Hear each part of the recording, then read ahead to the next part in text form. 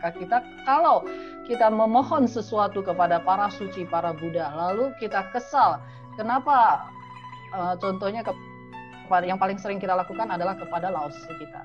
Minggu kemarin Ho Xie menyampaikan bahwa Lao Tzu kita adalah Buddha yang tersandra, guru suci yang menganggap kita sebagai orang tua, itu tidak berhenti menolong kita, yo shopiin apapun yang diminta, selama hati kita itu bisa tentram, guru akan berikan. Tetapi apa betul hati kita tentram? Kita terus mengumbar nafsu, keinginan kita terus mengumbar pici mauping kita sebagai poros hidup kita. Lalu apakah guru berdaya? Tidak. Kenapa? Akhirnya harus menyerahkan kita kembali kepada proses karma. Melindungi kita pun hanya dengan sifat yang sementara saja. Karena di langit ada hakikat langit, di langit ada hukum langit. Para bijaksana sekalian, kalau kita terus-terusan memohon para dewa-dewi ya, kita kadang-kadang kita ke kelenteng, kita minta tolong dewanya, kita kalau enggak nanti sebentar lagi, oh ini kurang canggih dewanya ini, saya mau pergi ke yang lebih canggih lagi, di luaran banyak yang canggih, yang hanya dengan kita baca parita, hanya dengan kita sumbangkan uang, karma buruk kita bisa hilang. Kalau kita baca parita saja dan kita sumbangkan uang, bisa nggak menjernihkan kita punya lingkungan? Tidak mungkin bisa, para bijaksana sekalian. Kalaupun bisa, baiklah. Apakah kita tidak akan berbuat lagi?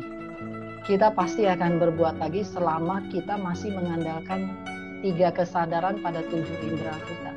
Kita pasti akan membuat karma yang baru.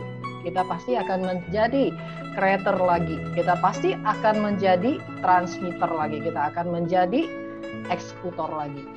Diri kita sendiri semuanya. Karenanya itu 1000 tahun lagi pun kalau kita dikasih kesempatan hidup di dunia ini, belum tentu kita, kalau tidak ada guru suci yang datang memberikan petunjuk, belum tentu kita bisa sadar. 1000 tahun hidup di dunia ini, di nirwana itu hanya sekejap mata, para bijaksana sekalian. Karenanya itu guru selalu berharap kita kembali. Mengharapkan kita kembali apa? Kembali mengenal hati bodhisatwa kita. Ketika kita mengenal kembali hati bodhisatwa kita, pada dasarnya kita sama guru itu akan selalu bersama. Kita tidak lengah, kita tidak teledor. Minggu kemarin kita sudah ajarkan bagaimana caranya kita fokus pada pintu suci kita mengamati 3 kesadaran kita. Sampai 3 kesadaran kita bisa balik ke kosong gaib, melepas kosong hampa dan kembali kepada kosong gaib. Maka kita dan guru suci dan para Buddha itu adalah satu frekuensi. Kalau kita dengan para suci dan para Buddha adalah satu frekuensi, kita di dunia ini akan mengalami hidup penuh dengan keajaiban. Segala yang kita pikirkan selama itu yang baik pasti akan terjadi.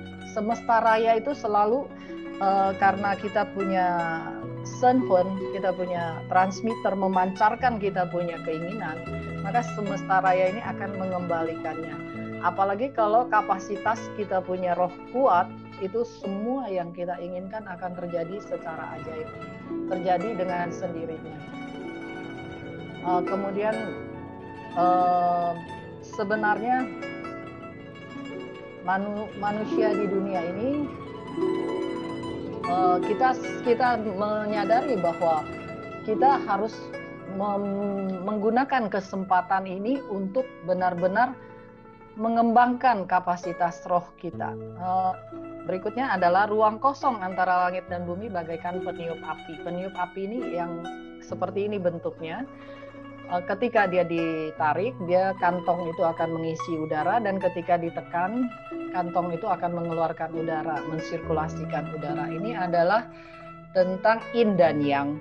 Yin dan yang itu tidak bisa dipisahkan, adalah seperti ini.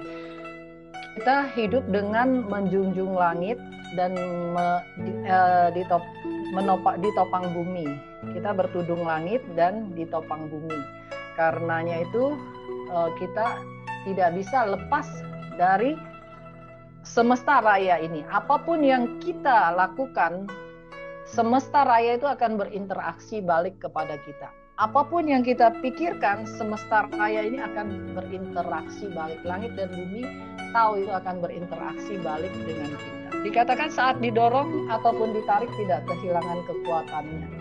Ini adalah, kita ambil contoh salah satunya adalah tentang hukum karma. Kita bilang hukum karma ini, wah ini orang jahat sekali. Kenapa dia tidak terkena karmanya? Dia melakukan semua kejahatan. Kenapa dia nggak kena karmanya? Bukan nggak kena. Prosesnya belum matang. Proses karmanya belum matang. Sedang dalam proses. Jadi ketika dia punya belum matang, berarti dia belum ketemu sebab yang bisa menarik memori dari lingkungannya keluar. Eksekutornya itu belum terjadi. Tapi ketika itu sudah terjadi, tidak ada yang bisa lolos. Tidak ada yang bisa keluar dari cengkeraman karma di dunia ini. Kecuali seorang pembina yang sudah membersihkan dirinya, yang sudah merapikan semuanya ini. Lalu kalau kita terkena karma kita, apa yang harus kita lakukan? Kebanyakan orang tidak bisa ikhlas. Kebanyakan orang akan stres, akan menyalahkan langit dan tidak bisa berpikir secara jernih. Tetapi bagi kita seorang pembina, bila kita belum sempat lolos, tapi kita sudah terkena karma kita, apa yang harus kita lakukan? Yaitu keikhlasan. Keikhlasan kita akan membuat karma kita hilang dan meringan dengan seketika. Dengan sendirinya keikhlasan kita ini akan mengembalikan kapasitas roh kita. Misalnya dikatakan bahwa di dunia ini anak ada yang datang nagih utang, ada anak yang datang bayar utang. Lalu kalau misalnya kita ketemu anak yang begitu lahir dia banyak sekali menghabiskan keuangan, terus kemudian setelah dia besar dia lebih galak daripada orang tua, keinginannya banyak dan kemudian melakukan berbagai kejahatan dan menyusahkan, apa yang harus kita lakukan? Apakah kita akan menyalahkan langit atau apakah kita akan menyalahkan diri kita sendiri? Tidak ada gunanya para bijaksana sekali. Karena ini adalah karma. Kalau tidak karma tidak terjadi.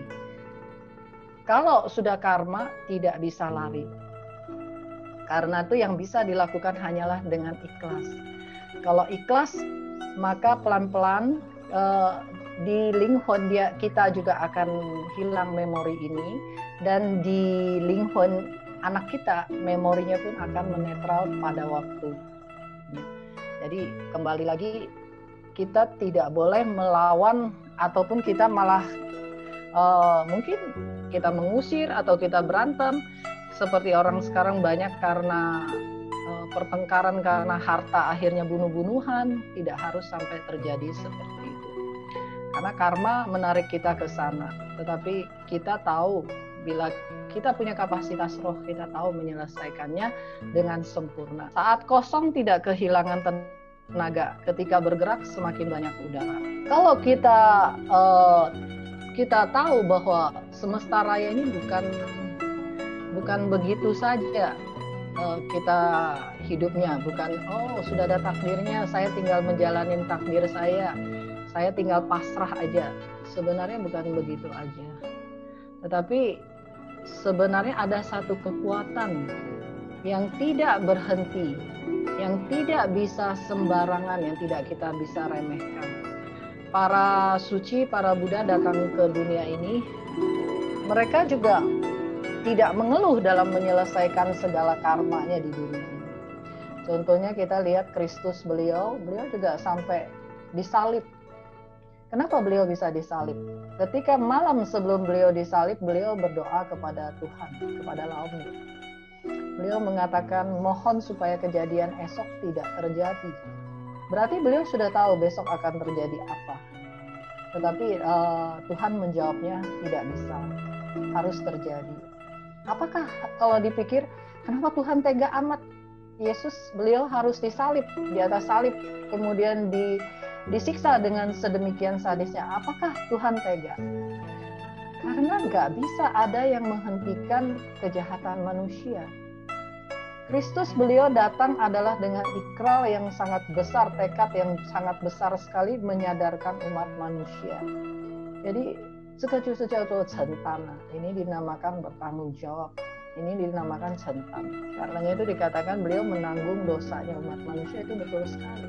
Tapi dalam tanda kutip ya, dalam centang maksudnya menjadi teladan dalam kebaikan yang luar biasa, dalam kekuatan Roh Suci yang luar biasa untuk membuka hati nuraninya setiap orang. Lalu kalau kita katakan bahwa kita memohon pertolongan kepada para dewa dan para suci, tetapi dengan cara yang tahayul, tidak berdasarkan nurani kita.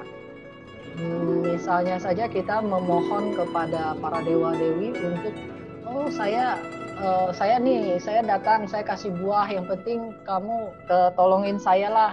Kalau kamu tolongin saya, nanti saya rajin ke sini datang sembahyang. Sepertinya dewa-dewi itu bisa disogok ya, seperti itu kalau kita lakukan. Tetapi apakah benar dewa-dewi bisa berlaku lancang terhadap hakikat langit? Kita ditolong terus, lama-lama dewanya yang dihukum di penjara langit. Nggak mungkin. Tian you tian li, langit ada hakikat langit, bumi ada hakikat bumi. Nggak mungkin juga para dewa-dewi bisa sembarang melanggar ini. Tetapi dengan syarat bahwa kita adalah pembina sejati yang memang sudah bisa mengembalikan kapasitas keluhuran kita. Tidak ada dewa-dewi yang tidak mau nolong kita, pasti akan nolong. Karenanya itu seperti peniup api ini. Semakin besar ruangan dia tarik, maka kekuatan yang ditiup keluar itu akan semakin besar. Begitu juga semakin kita bisa menarik kapasitas dari roh kita, kekuatan yang bisa kita pakai di dalam kehidupan ini untuk menyelesaikan kehidupan ini dengan sempurna juga semakin besar. Itu kira-kira yang disampaikan.